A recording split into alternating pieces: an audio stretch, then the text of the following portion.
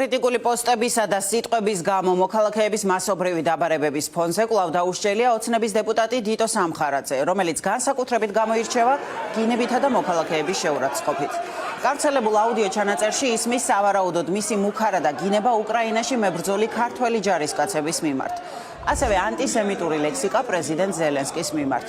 ჩანაწერს მოქალაქე რუსკამ ჭედლიძე ავრცელებს და ამბობს, რომ ის სამხარაძე მის უკრაინაში მებრძოლ ჯარისკაცს მეგობარ ჯარისკაცს 10 ივნისს გაუგზავნა. ნეტა იცოდეთ რა გელოდება თქვენი სათითაოდ არ ჩამოუარო აქ თუ კი ვინმე ცოცხალი იყავთ. კატიდან, ქათმიდან დაწყებული დამთავრებული ცოცხალი ადამიანამდე.